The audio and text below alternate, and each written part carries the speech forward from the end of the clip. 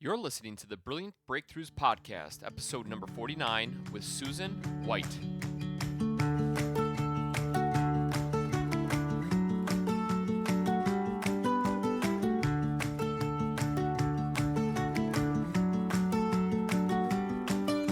Hi, small business owners. Welcome to the Brilliant Breakthroughs Podcast, where we focus on creating brilliant breakthroughs for the small business owner.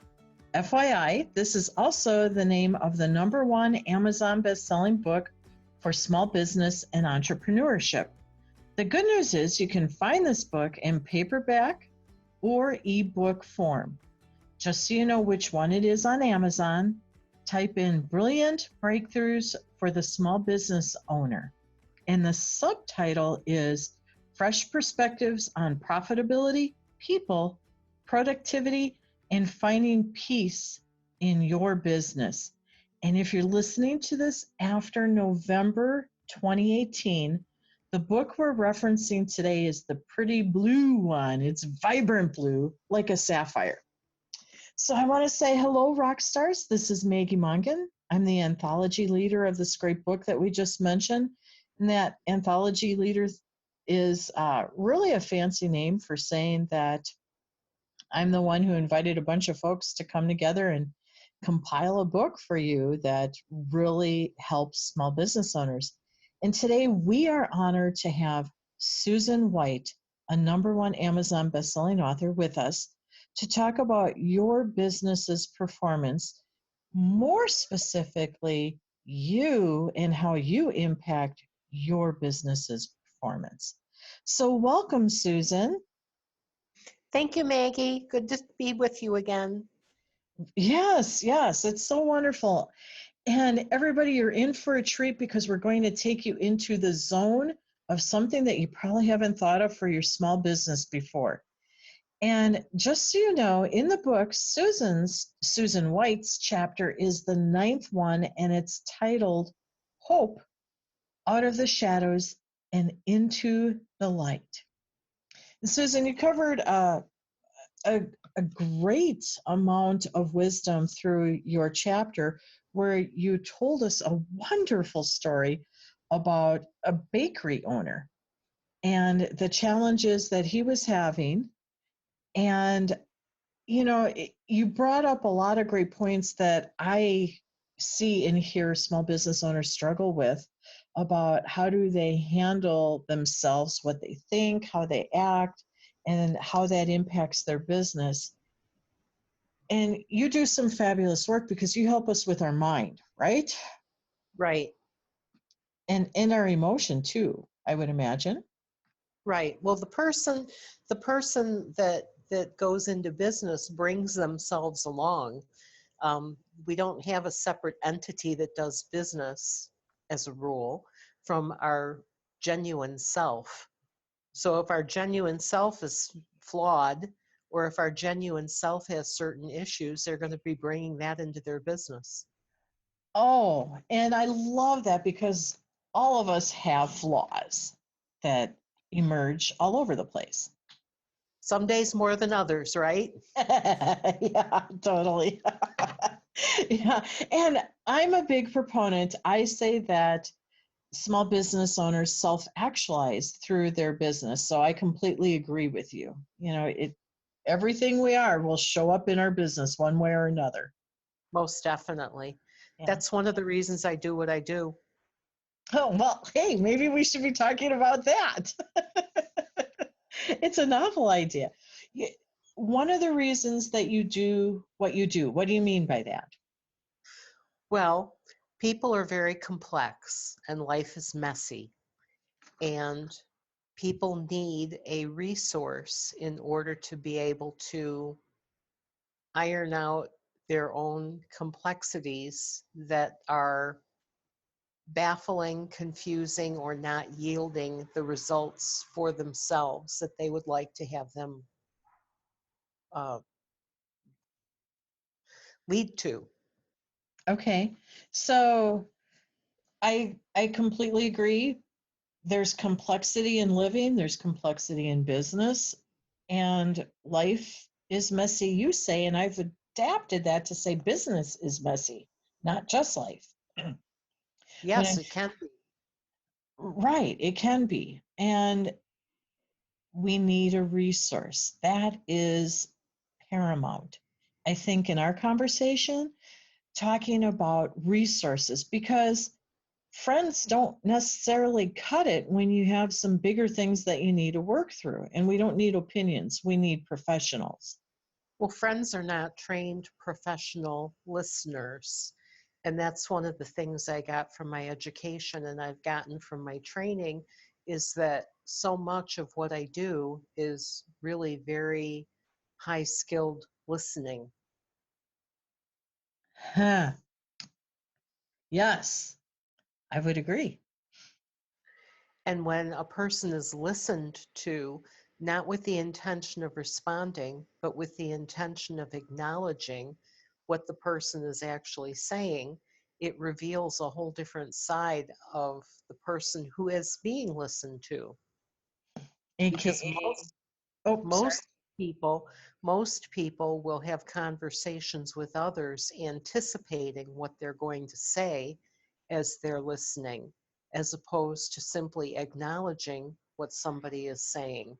You know, there's a whole different way of listening with a loving, empathic sort of an ear, and that's very different from what friends do. Friends usually try to solve problems for each other, and that's really not a friend's responsibility to solve problems. Wow, you just reshaped friendship for a majority of people.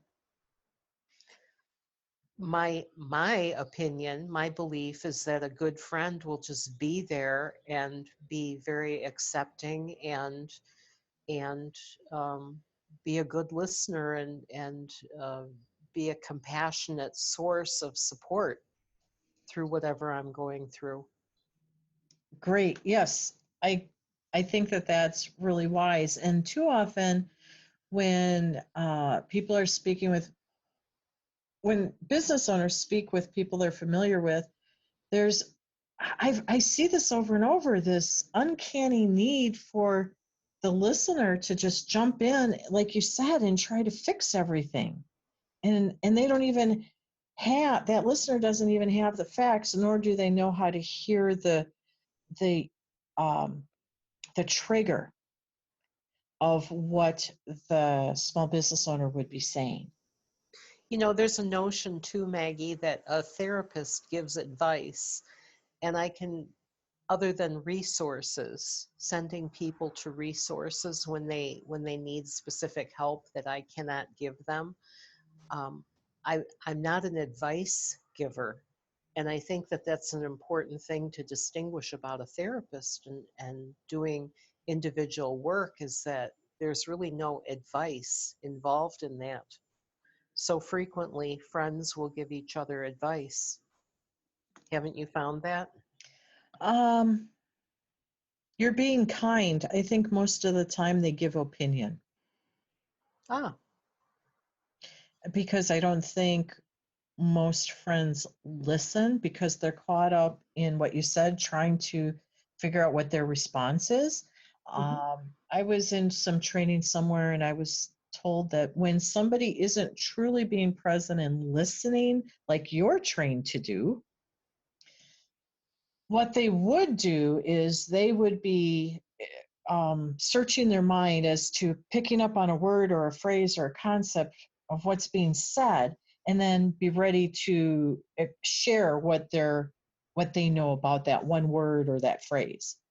And it was called already always, or always already listening, where you're always already ready to act and keep the conversation moving forward instead of being with it and allowing for it to unfold the way that it needs to.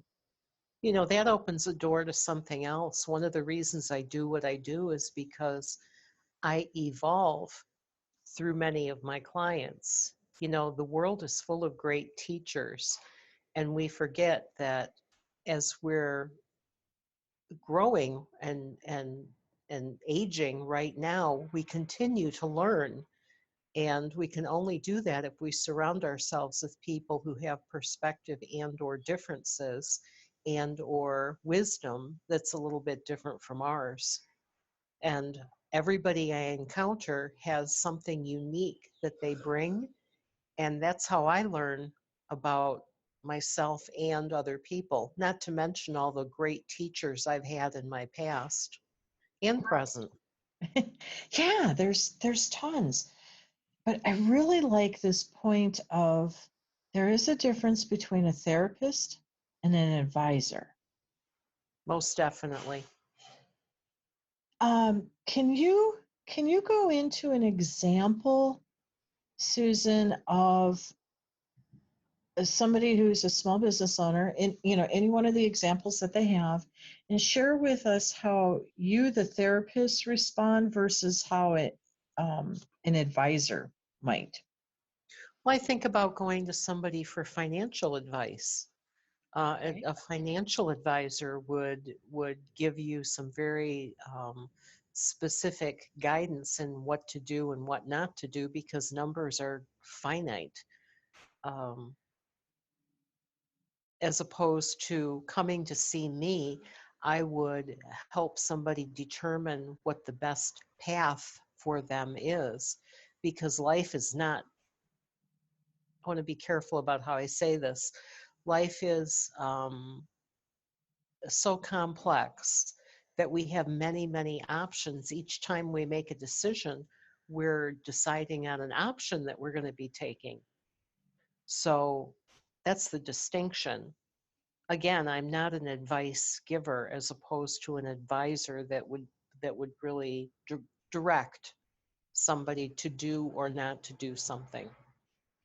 Okay, so you don't direct, you don't advise, you don't train, Correct. you listen and make, Correct. not make, you listen and then you offer potential resources to folks as to what it is they're needing.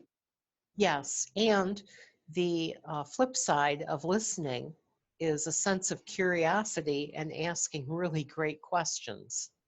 Which you do. My my belief is that we are far more focused on understanding and wanting to know why, as opposed to having a sense of curiosity and living with unanswered questions. It's really not our duty as people to understand everything. There's a lot of mysteries in life and things that we just are not going to understand. So to have a sense of curiosity and to be comfortable with unanswered questions as the answers unfold in front of us is a huge part of being human. Okay. I see that a lot with clients in their 20s who are struggling because they're not wanting to go to school to get a specific degree because they don't know that they can commit to doing that particular thing. And the truth is that many people in their 20s switch career paths, what, 2, 3 times over the course of a lifetime, because one door opens onto another door, opens onto another door, and it's a very challenging prospect to suggest to somebody that just because they make a commitment to something now, that does not include being committed to that one thing for the rest of their lives, Oh, especially sure. especially in a person's 20s, because life changes so differently. That was 40 years ago for me, so it's easy for me to say that now. Right. Well, and even when we look at the research that starts talking about how many careers students or young adults are having at this point before they retire, some of the numbers are baffling. It's anywhere from 5 to 9. I would believe that. And yeah, just the fact of go to school, get educated, learn how to transfer your skills, gain some skills, and then just get out there and start playing, experiment, and find. And you're a great guide in that regard, is to allowing people to hear what they're saying and explore that further, what they're saying, what they're feeling, what they're thinking, because they're all connected. Right. Okay. Why do you do what you do? Because that's a full-time job. It is a full-time job. I love what I do. There's a distinction between getting up in the morning and hearing the alarm clock going off and saying, oh, damn, I have to go to work, and getting up and hitting the ground running and saying, I can't wait to get to work and see what's going to happen today. Even saying going to work is something that shouldn't even be in my vocabulary. Going to the office, going to listen. Those are the things that I should be saying in terms of work, because this is a career and it's a passion and it's something that I love. Yeah, you really do. You are a great listener, and you love the opportunity to travel with somebody on their journey. I know that about you. Right, And it's right. not common, unfortunately. Oh, it's an honor to be able to be a part of people's lives and to have them share deep, meaningful details about their lives that they wouldn't otherwise. You know, so much of life is superficial. We ask each other, "How are you?" and the response may be fine, and then we move into what's really valuable and important to us. And the truth is that I'm not very good with small talk.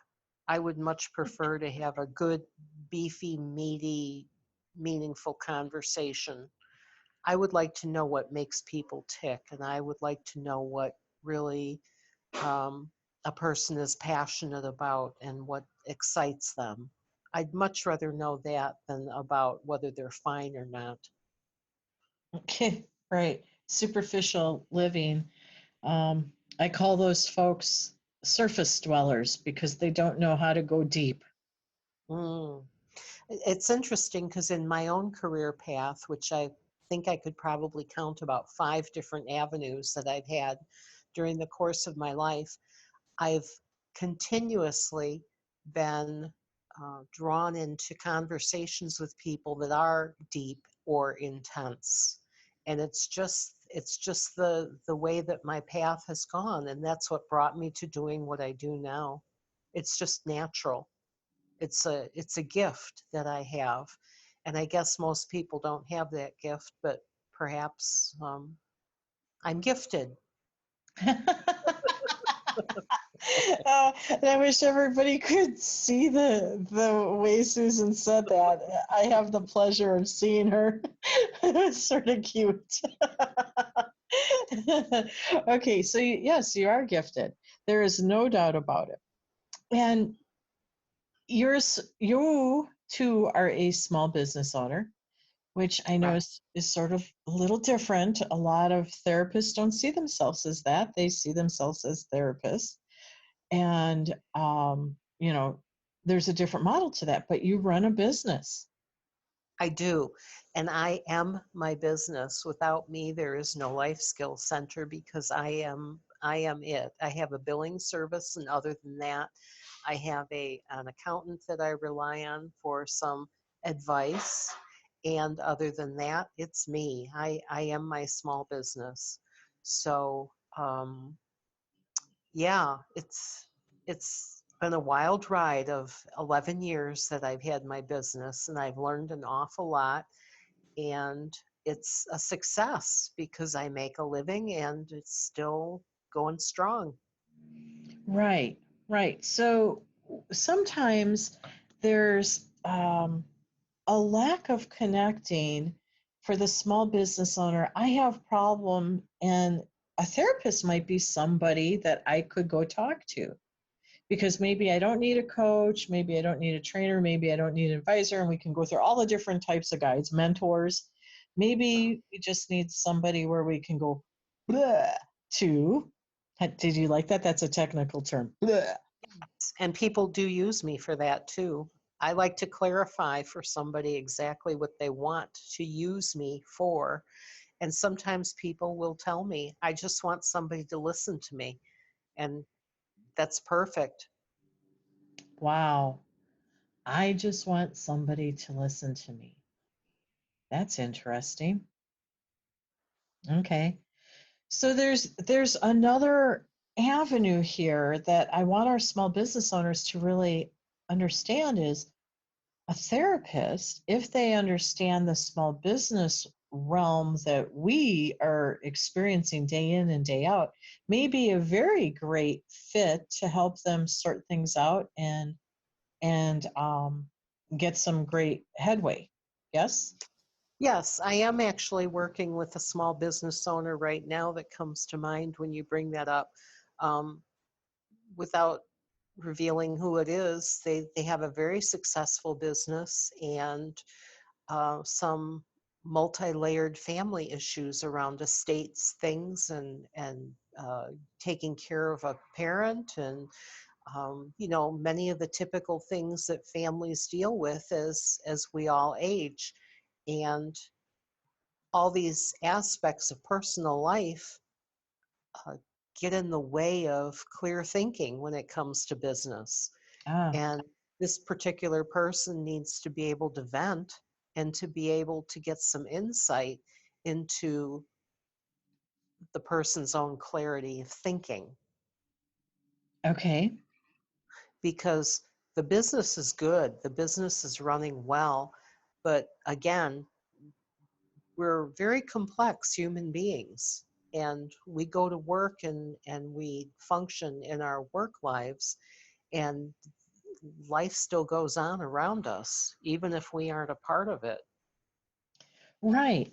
And I love that example that you just shared because they can have a great business, but sometimes it's hard for people to separate their personal and their professional life. And if they start blending too much, decisions that used to be very simple and should have looked different for better results don't occur because everything's enmeshed. Right. You said it beautifully, Maggie. Okay. All right, cool. Well, I know a little bit about this stuff. Right. But you are the pro. There's no doubt about it. All right. Susan, is there, I would like for us to be able to talk a lot more, but I guess I want to ask you, is there something that we should be mindful of as small business owners that would help us considerably? What do you see out there? uh, the word that you just used is key: mindful. Mindfulness is being in the moment and really being fully aware of who we are and what we are and how we're responding to things. And mindfulness in and of itself is a whole school of training. Actually, um, I'm beginning a training in mindfulness within the next week or so. So that was a great word for you to bring up, Maggie. I didn't even know that. That's pretty neat. Yeah, Yes, it's very neat. cool. So you said mindfulness, and I love it because you said it's being in the present moment and knowing who and what we are. I'm paraphrasing a little bit there. Correct. And to me, I think I do work with my clients in mindfulness as well because there's great power in that. And that's why I'm loving the fact that you are doing something around that.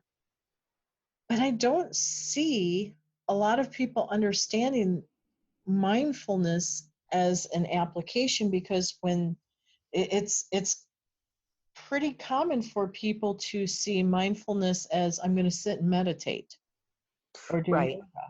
The whole concept of woo woo, it's really out there. And the truth is that being mindfulness is being right here, right now with you in this interview, and anything else that's going on is not a function of what I'm thinking about or what I'm attending to. That's what mindfulness is.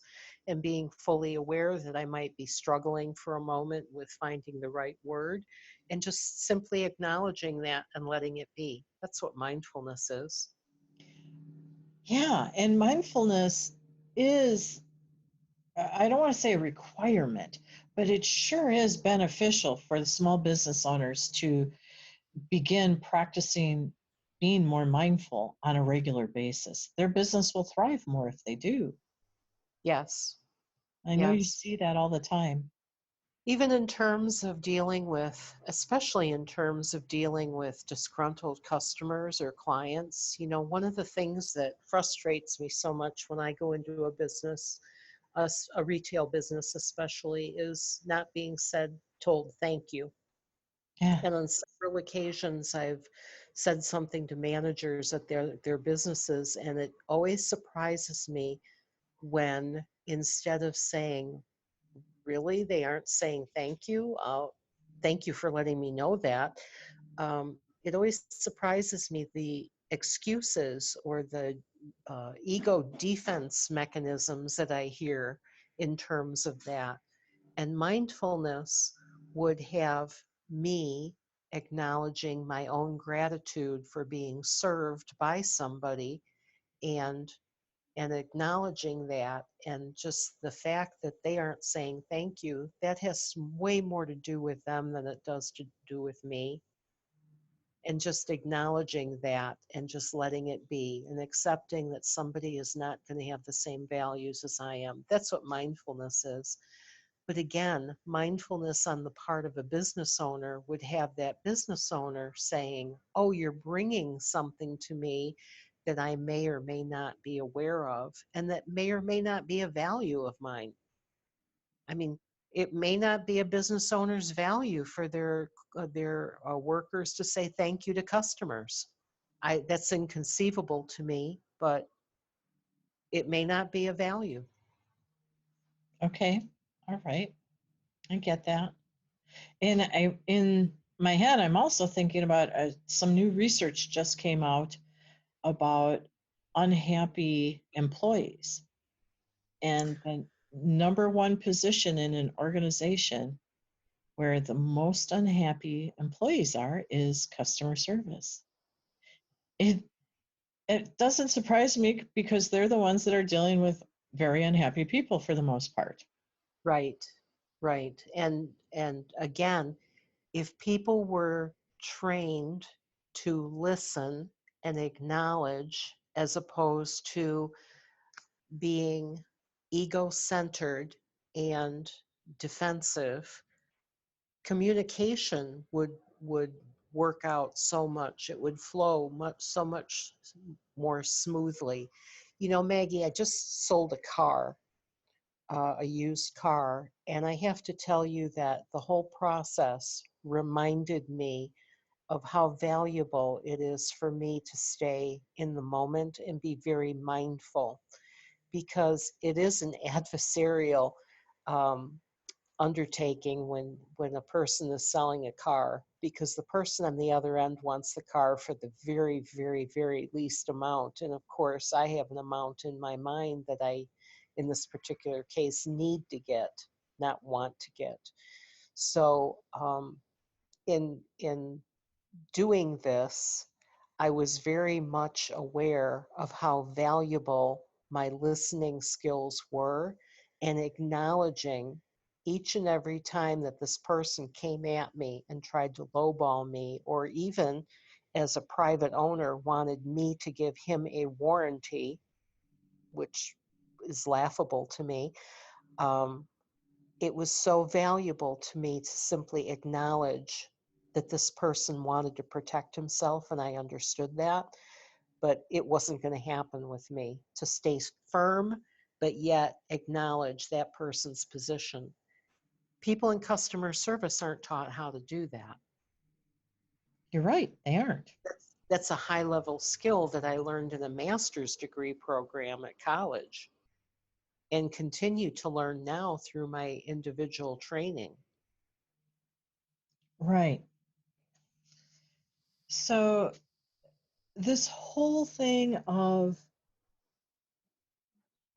there's a better way of doing business out there, and there's other resources available for small business owners that they may not have thought of, and one would be a therapist like yourself. Correct. I've even thought about doing trainings, asking if I can go into organizations to do trainings in terms of teaching people how to listen. I know Zig Ziglar has done some of that work on a corporate level. And I think about that in terms of the small business owner and how valuable that would be.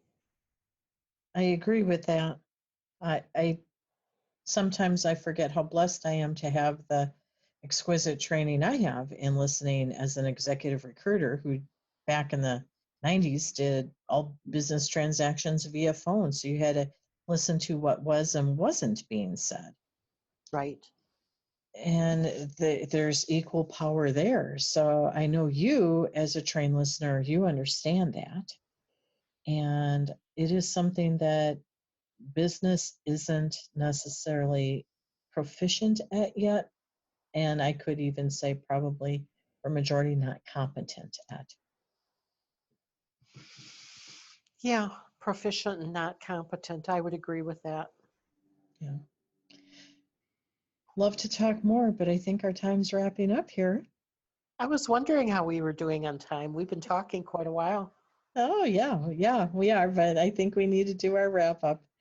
Is there anything else that you'd like to say, or did we cover it? Oh, I can't think of anything else except how valuable mindfulness is. I'm so glad that you brought that up, Maggie, because it really is key to um, living in the moment, to be mindful. Okay, so that's a great thing for us to remember as we move forward. And I know right now that we have listeners that are probably saying, hey, how can I get a hold of Susan White? Because I think I need somebody to speak to and to listen to me. So what's the best way for them to do that, Susan? Well, we have our app, and we also have my website, which is Life Skills, one word, LifeSkillsCTR.com. Or they can call or text me at 224 577 5022. Awesome. Okay, so now everyone, you know how to get a hold of Susan White. And I want to say thank you, listeners. Go ahead and start engaging with Susan either by reaching out to her, or go ahead and start reading chapter 9 in the book, Brilliant Breakthroughs for the Small Business Owner, and gift yourself and your business by accepting the invitation that Susan has at the end of her author page. She has extended a really nice invitation to help you gain clarity about you and your business. Plus, she also has some social media handles at the end of her chapter for you to connect with her as well. And Susan did allude to the fact that you could go to the app that we have for the book series. The app is Brilliant Biz Book. That's all one word, Brilliant Biz Book. And you can see everything there about the book and how to get a hold of Susan White or any of the other authors. And if you click on Ask an Expert, you'll see Susan White's name. Go ahead, click on it and type a question, and I know she'll reply back to you. So that's a pretty cool bonus, I think. Susan, you'll play, won't you? I definitely will. Okay, so today I'd like to say thank you for your time and your wisdom sharing, Susan. Thank you, Maggie. It was great to be with you again. Wonderful. And listeners, we appreciate you listening to the Brilliant Breakthroughs podcast, where you learn about how to create more brilliant breakthroughs for your small business. Until next week, shine brightly.